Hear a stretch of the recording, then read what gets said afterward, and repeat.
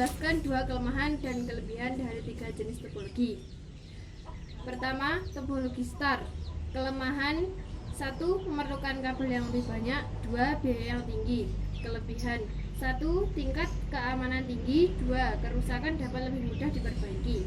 Kedua, topologi star. Kelemahannya: 1. Membutuhkan banyak kabel. 2. Instalasi dan konfigurasi sulit. Kelebihan: 1. Memudahkan proses identifikasi kesalahan dan lebih aman. 3. Topologi bus. Kelemahan: 1. Pembuatannya rumit. 2. Jika kabel utama bermasalah keseluruhan, rangka tidak dapat berfungsi. Kelebihan: 1. Menggunakan kabel tunggal. 2. Lebih hemat. Soalnya, jelaskan karakteristik IPv4 dan IPv6. Yang pertama, panjang alamat. IPv4 ada 32 bit, IPv6 ada 128 bit. Menggunakan kelas alamat. Di IPv4 ada kelas ABCD, kalau IPv6 tidak ada. Alamat broadcast ada di IPv4, di IPv6 tidak ada. Alamat IP public ditetapkan oleh Otoritas Internet atau IANA di IPv4.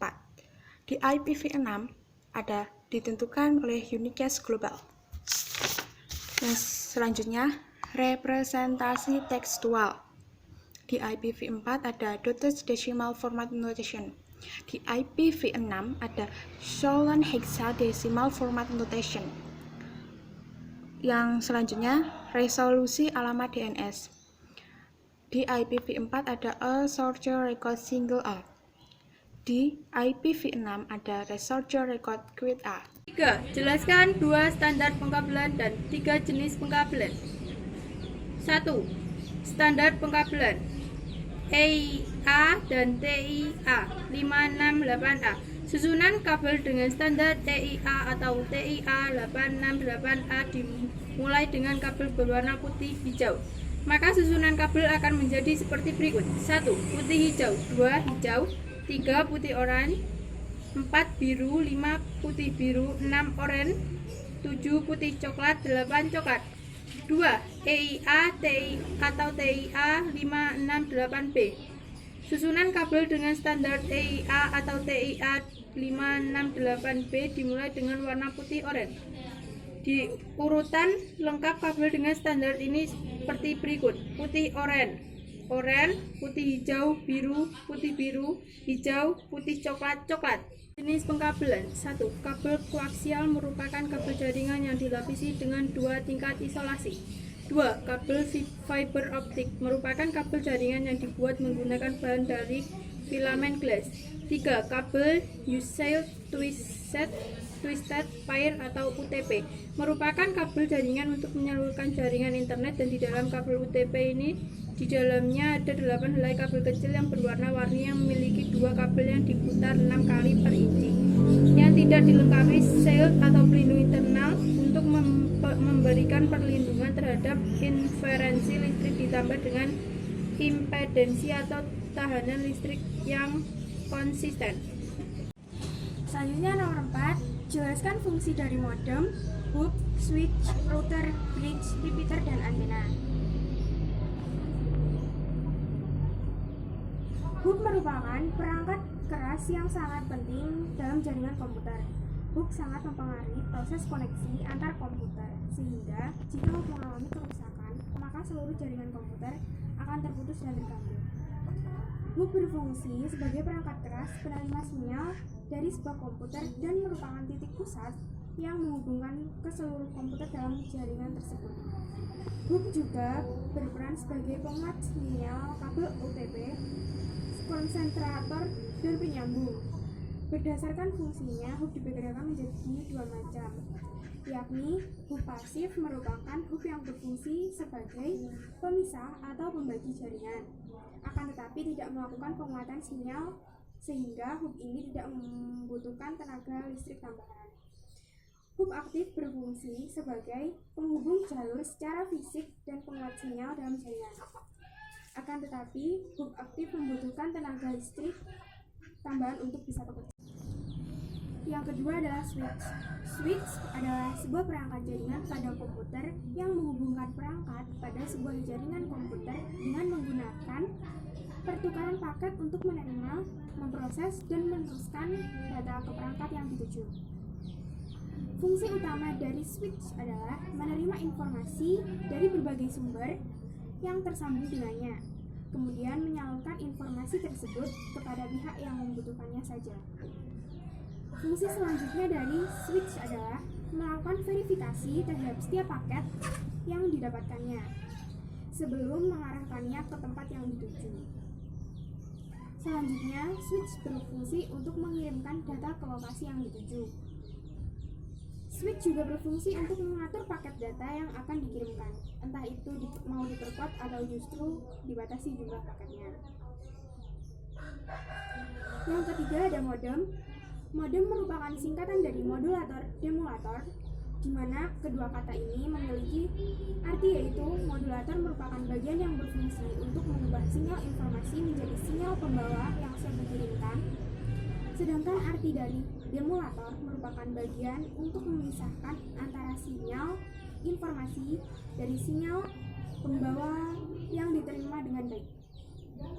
Fungsi modem adalah sebagai hardware atau perangkat keras yang berguna untuk mengubah komunikasi dua arah, yaitu mengubah sinyal digital menjadi sinyal analog dan sebaliknya.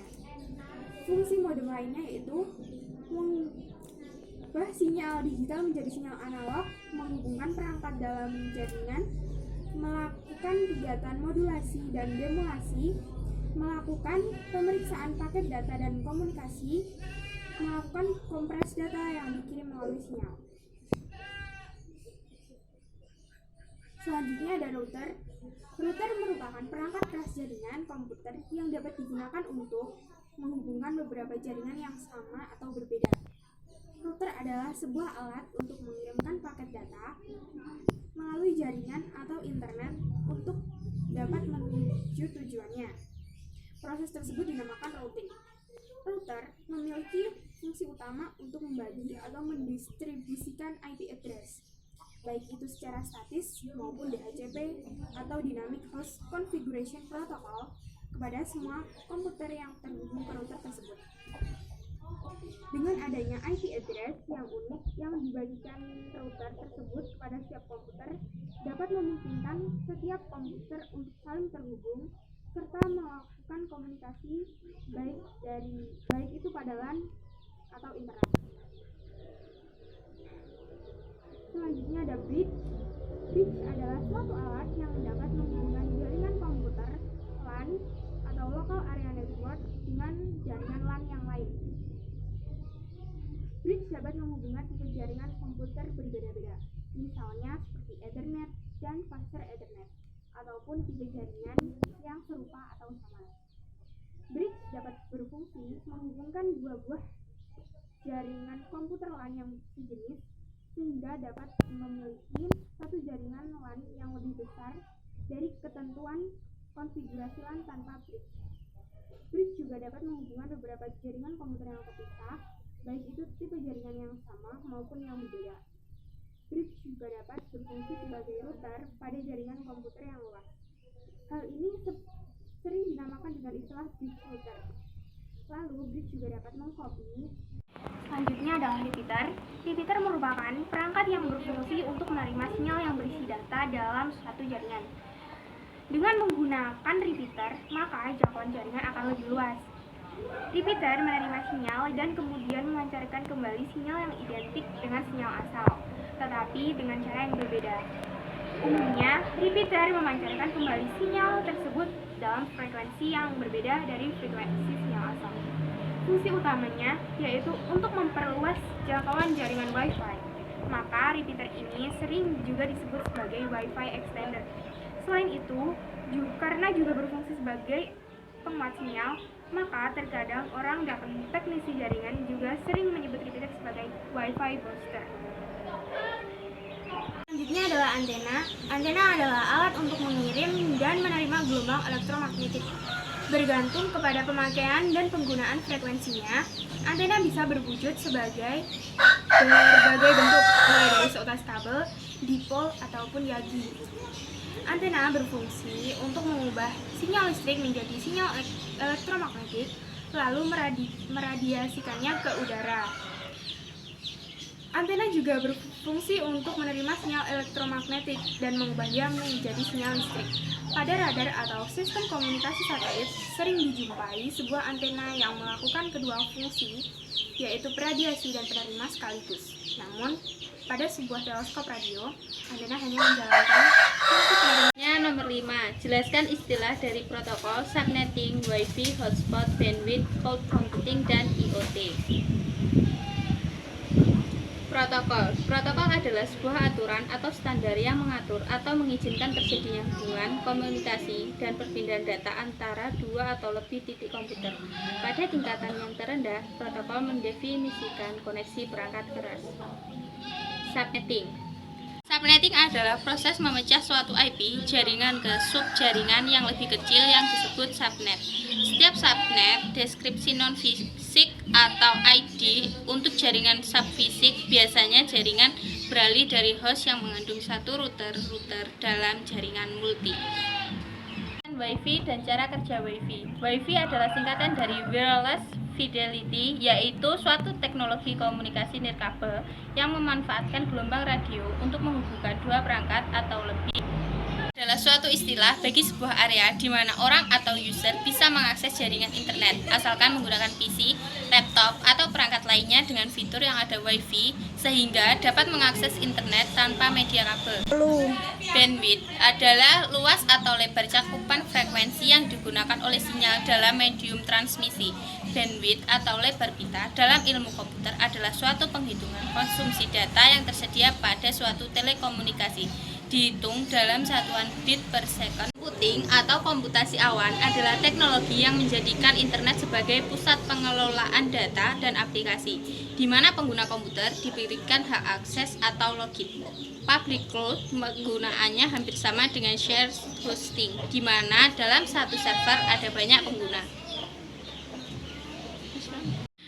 IoT atau Internet of Things adalah suatu konsep di mana konektivitas internet dapat bertukar informasi satu sama lainnya dengan benda-benda yang ada di sekelilingnya. Banyak yang memprediksi bahwa Internet of Things merupakan the next big thing di dunia teknologi informasi. Sebutkan 4 permasalahan dan solusi atau tahapan perbaikan pada jaringan komputer dan internet. 1. Kegagalan piranti jaringan. Gangguan akibat kegagalan piranti jaringan bisa bervariasi, mulai dari kegagalan NIC LAN card pada sebuah komputer, kegagalan switch pada beberapa komputer, hingga kegagalan berskala luas pada switch sentral yang menghubungkan jaringan server. Untuk kegagalan LAN card di salah satu komputer, solusinya adalah dengan menggantinya dengan network card cadangan. Tidak bisa sharing data. Masalah tidak bisa sharing data cukup sering terjadi. Penyebabnya bisa karena sharing pada komputer masih dalam mode disable, sehingga harus diaktifkan dulu dengan membuka network. Selanjutnya, internet akses pada bagian kanan bawah desktop. Klik kanan pada gambar network, lalu klik Open Network and Sharing Center. Pilih mode Turn on File dan Printer Sharing. Masalah pada network connection. Masalah yang terjadi pada network connection terletak pada nomor IP, gateway, dan lainnya yang blank. Bisa juga status jaringan tersambung dan masih bisa mengakses data jaringan via IPX, SPX, NetBIOS. Tapi nomor IP tidak ada membuat akses internet mati. 4. Komputer tidak terdeteksi oleh komputer lain. Masalah ini sering terjadi diakibatkan alamat yang digunakan dan IP yang kosong. Solusi IP address agar bisa terdeteksi oleh komputer lain bisa juga dengan mengecek apakah komputer Anda bisa tersambung dengan komputer yang lain. Caranya adalah dengan klik Start, lalu ketik ping IP address. Bila muncul balasan reply from, artinya komputer Anda sudah tersambung dengan baik. Namun jika muncul request timeout, maka komputer Anda tidak bisa terhubung dengan komputer lain.